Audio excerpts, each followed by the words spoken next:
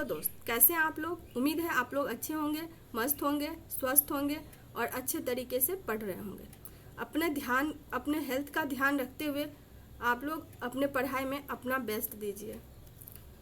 PCS की दुनिया में आप सभी का स्वागत है। हम लोगों ने डिसाइड किया था कि हम लोग 2 सेक्शन को करेंगे, स्पेशली बिहार के, एक स्टैटिक पोर्शन, एक करंट पोर्शन।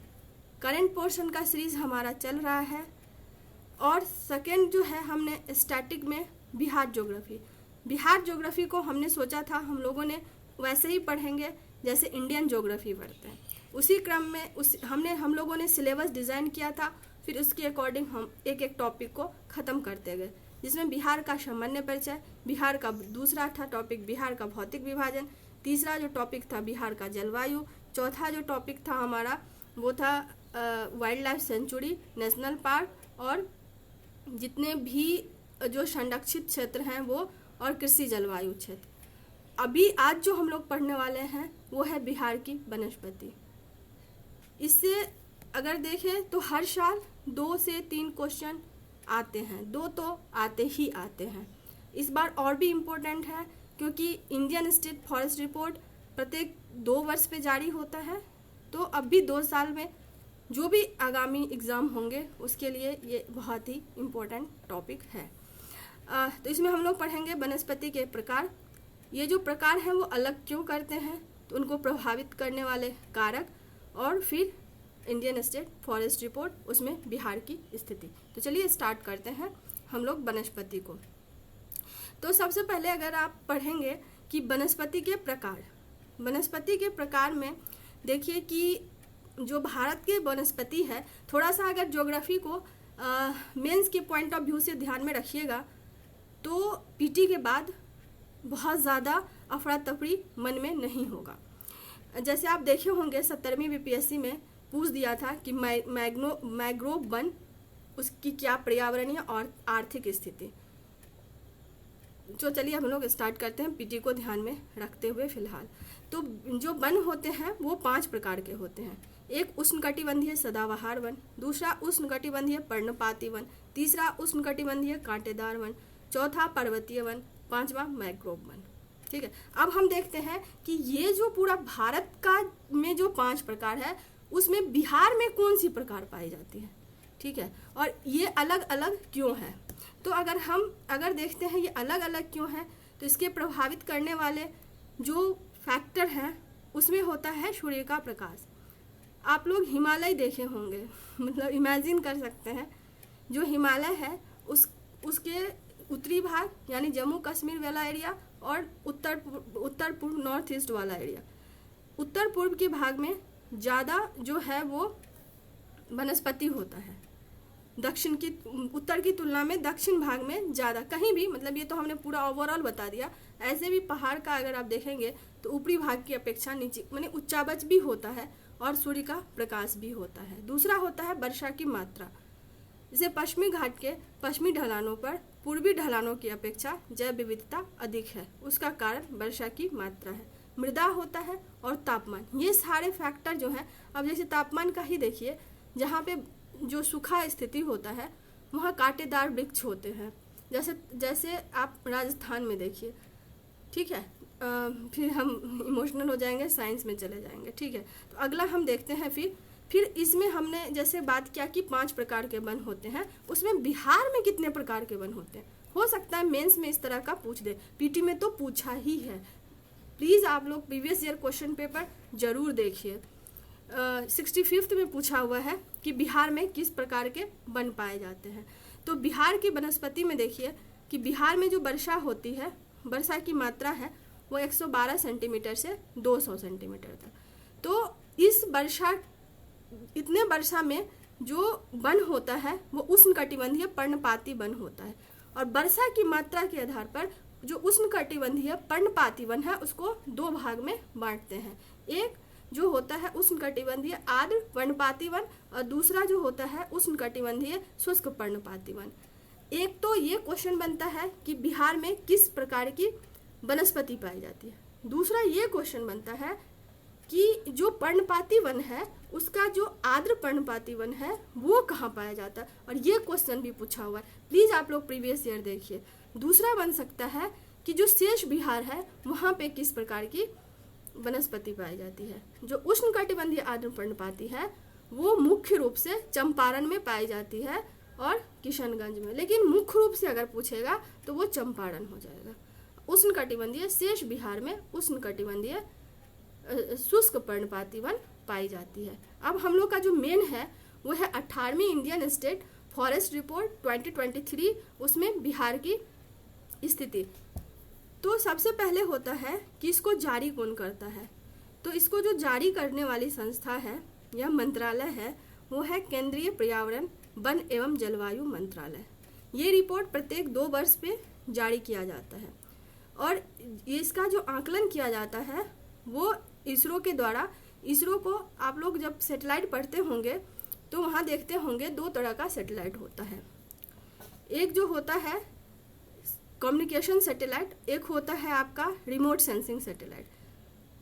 तो जो रिमोट सेंसिंग सैटेलाइट होता है उसके भी सब कैटेगराइज होते हैं। तो उसका जो रिसोर्स सैटेलाइट होता है उसके माध्यम से इसका आकलन किया जाता है।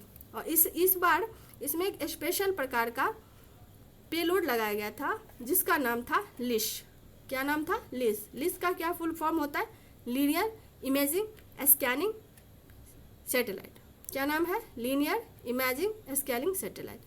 ये तैयार कौन करता है? ये तैयार करता है फॉरेस्ट रिसर्च इंस्टीट्यूट। कहाँ की संस्था है ये? देहरादून की। अब इसमें एक इम्पोर्टेंट हो जाता है कि विभिन्न प्रकार के जो लैंड यूज होते हैं 93.23, उसमें वन जो है वो 29.1% एरिया पे वन का है और जो कुल कृषि योग्य भूमि है वो 42.89% है। तो ये मेंस में भी लिख सकते हैं और आपका हो सकता है पूछ दे कि जो लैंड यूटिलाइजेशन होता है उसमें कुल कृषि योग्य भूमि कितना है। जो इसमें हम लोग पढ़ेंगे उसमें 3 चीज़ पढ़ेंगे। एक पढ़ेंगे फॉरेस्ट, दूसरा पढ़ेंगे ट्री, तीसरा पढ़ेंगे दोनों को मिला के। तो सबसे पहले ये जानना जरूरी होता है कि फॉरेस्ट कवर क्या होता है। तो आपको याद रखना और इमेजिन करना थोड़ा सा आसान हो जाता है। जो फॉरेस्ट कवर होता है, अब ऐसा तो नहीं है ना कि कहीं भी पेड़ है उसको हम फॉरेस्ट मान लेंगे। फॉरेस्ट होता है जो प्राकृतिक रूप से अपने आप उगता है, उसको जंगल कहते हैं और वो 1 हेक्टेयर भूमि पे होना चाहिए, पहला शर्त है। दूसरा है कि कुल पेड़ के जो कैनोपी होता है उसका 10% उस क्षेत्र में होना चाहिए। जैसे हमने इस डायग्राम के माध्यम से बताने का कोशिश किए हैं। आप देखे होंगे जो एक डायग्राम है जिसने हमें ग्रीन कलर से कवर किया है, उसमें जो पेड़ हैं वो नज़दीक नज़दीक हैं। कैनोपी मतलब होता है जैसे आप आम का वृक्ष देखेंगे तो उसके ऊपर का जो एरिया होता है वो अगर एकदम क्लोज हो, यानी डेंसिटी ज़्यादा हो, तो वो 10% होना चाहिए। और जैसे आम का बगीचा देखेंगे उसमें देखेंगे एक पेड़ यहाँ है, दूसरा पेड़ कहीं और है, चौथा पेड़ कहीं और है, तो वो ट्री में आ जाता है। लेकिन एक इम्पोर्टेंट चीज़ है, जो नारियल का पेड़ होता है क्या वो फॉरेस्ट में आता है? हाँ, आता है। और कॉफ़ी प्लांटेशन भी आता है पर्यावरण मंत्रालय के अनुसार। ठीक है। अब देखिए जो कैनोपी होता है, अब हमने ट्री को बता दिया जो 1 हेक्टेयर से कम भूमि पे होगा और उसकी जो एरिया वो होगी वो बहुत डेंसिटी उतना हाई नहीं होगी जितना उसका होता है फॉरेस्ट का। अब ये देखिए कैनोपी के आधार पे वन को 3 प्रकार में बांटते हैं। एक होता है वेरी डेंस फॉरेस्ट, दूसरा होता है मीडियम डेंस फॉरेस्ट, तीसरा होता है ओपन फॉरेस्ट। जो वेरी डेंस फॉरेस्ट होता है उसमें अगर कुल जो वन है उसका 70% अगर कैनोपी है तो वो वेरी डेंस फॉरेस्ट कहलाता है। अगर 40 से 70% कैनोपी है तो वो मीडियम डेंस फॉरेस्ट कहलाता है। अगर 10 से 40% के बीच कैनोपी है तो वो ओपन फॉरेस्ट कहलाता है। अब देखते हैं कि बिहार में कौन सा वन जो है वो सबसे अधिक है, यानी कि ओपन फॉरेस्ट ज़्यादा है, मीडियम डेंस फॉरेस्ट ज़्यादा है या वेरी डेंस फॉरेस्ट। तो एक बार पूछा हुआ है कि वेरी डेंस फॉरेस्ट किस क्षेत्र में सबसे ज़्यादा पाया जाता है, या फिर दे देगा कि बिहार में सबसे ज़्यादा वन जो है वो वेरी डेंस है, तो गलत हो जाएगा। क्योंकि सबसे ज़्यादा जो वन है वो है ओपन फॉरेस्ट। टोटल वन का 51.3%। ध्यान दीजिएगा, सबसे ज़्यादा कौन सा है? Open forest. फिर कौन सा है? Medium forest. फिर कौन सा है? Dense forest, very dense forest. तो सबसे कम कौन सा वन है? Very dense forest. ओके, चलिए अब अगला करते हैं। बिहार में सबसे अधिक तो हमने बता ही दिया, लेकिन अब इसमें जो इम्पोर्टेंट होता है कि वेरी डेंस फॉरेस्ट सबसे ज़्यादा कहाँ है, तो वो पश्चिम चंपारण में। मीडियम डेंस फॉरेस्ट कहाँ है? वो भी पश्चिम चंपारण में। लेकिन ओपन डेंस फॉरेस्ट कहाँ है? कैमूर में और फिर गया में। कहाँ है? कैमूर में और फिर गया में। तो इसमें इस तरह से क्वेश्चन पूछ सकता है कि वेरी डेंस फॉरेस्ट सबसे ज़्यादा कहाँ पाया जाता है, मीडियम डेंस फॉरेस्ट कहाँ पाया जाता है। ये दोनों पश्चिम चंपारण हो जाएगा, बट अगर पूछेगा ओपन तो वो कैमूर और सेकंड गया हो जाएगा। सबसे ज़्यादा ओपन फॉरेस्ट है, फिर मीडियम, और फिर अगर अवरोही या आरोही क्रम में सजाने के लिए दे दे तो इसलिए दिमाग में रखना है, ठीक है। रिकॉर्डेड फॉरेस्ट होता है जो सरकार के द्वारा निर्धारित किया जाता है। वो दो तरह के होते हैं, एक रिजर्व फॉरेस्ट, एक प्रोटेक्टेड फॉरेस्ट। तो रिजर्व फॉरेस्ट होता है जिसमें कोई सभी गतिविधि प्रतिबंधित होती है, बट प्रोटेक्टेड में होता है कुछ शर्त से जो स्थानीय लोग होते हैं या जनजाति लोग होते हैं उनको माइनर प्रोडक्ट कलेक्ट करने का अधिकार होता है। अब जैसे हमने आपको बता ही दिया ट्री कवर क्या होता है, फॉरेस्ट कवर क्या होता है। अब देखिए ट्री कवर में जो होता है 1 हेक्टेयर से कम भूमि पे होना चाहिए, और रिकॉर्डेड फॉरेस्ट एरिया से ये बाहर होता है, मतलब यहाँ पे कोई भी कुछ कर सकता है। जो आप पेड़ लगाते हैं वो भी पेड़ के गिनती में आता है। जैसे इस बार 5 जून को पर्यावरण दिवस पर जो हमारे मुख्यमंत्री जी हैं माननीय नीतीश कुमार जी, उनके द्वारा बोला गया कि प्रत्येक बच्चा 2 पेड़ अपने माँ के नाम लगाएगा। तो वो जो पेड़ होगा वो आपका ट्री में आ जाएगा, ठीक है। अब देखते हैं बनावरण, वृक्षावरण और कुल कितना है। तो इसमें ना क्षेत्रफल उतना याद नहीं रखना है, मेनली परसेंटेज ही पूछता है कि बनावरण कितना है, कुल कितना है। तो कुल जो हमारा है, यानी देखिए ध्यान दीजिएगा, वन अलग होता है, वृक्ष अलग होता है, इसलिए आपको हमने ऊपर में दोनों को डिफ्रेंशिएट करके बता दिया। वन क्या होता है, बनावरण क्या होता है। जो जो कुल हमारा है वो 10.32% है। तो उसमें जो वन है जो अपने आप उग जाता है, जिसको गांव में अनेरवा पेड़ कहते हैं, मतलब जिसमें कोई मानवीय हस्तक्षेप नहीं होता है, तो वो 7.84 है। जो वृक्षावरण होता है जिसको हम आप लगाते हैं वो 2.48 है। बनावरण कितना है, 7.84। वृक्षावरण कितना है जिसको हम आप लगाते हैं, सरकार के द्वारा जो बहुत सारी योजना चलाई जाती है उसके तहत जो पेड़ लगाए जाते हैं, फॉर एग्जांपल जल जीवन हरियाली, तो वो वृक्ष में आ जाता है। वो कितना है, 2.48। कितना है, 2.48। टोटल कितना है, 10.37। ये हम रट जाइएगा, एक क्वेश्चन इससे रहना है। अब देखिए कि बिहार की स्थिति, मतलब हम लोग को इसमें देखना है क्षेत्रफल के दृष्टि से सबसे अधिक वन कहाँ है, क्षेत्रफल के दृष्टि से सबसे वन कहाँ है, पहला। दूसरा, यानी दोनों मिला के, वन और वृक्ष मिला के जो परसेंटेज याद रखना है वो वन और वृक्ष और कुल तीनों का याद रखना है। अब सबसे पहले देखते हैं, हमें 2 आधार पे देखना है, एक क्षेत्रफल के आधार पे, दूसरा प्रतिशत के आधार पे। जो क्षेत्रफल के आधार पे देखेंगे वो सबसे अधिक वन जो है वो कैमूर में है। 3 क्रम याद रखिए, बाकी सब हो जाएगा। तो दूसरा जो है वो पश्चिम चंपारण में है, तीसरा रोहतास में है और चौथा जम्मू में है। 3 को याद रखिए, कैमूर, पश्चिम चंपारण, रोहतास।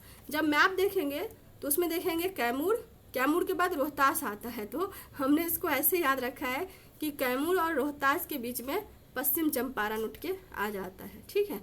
तो ये सबसे ज़्यादा क्षेत्रफल के दृष्टि से वन है। सबसे कम शेखपुरा का है। अब देखेंगे कि सबसे कम जो वर्षा होता है वो इन्हीं रीजनों में होता है, औरंगाबाद, अरवल, जहानाबाद।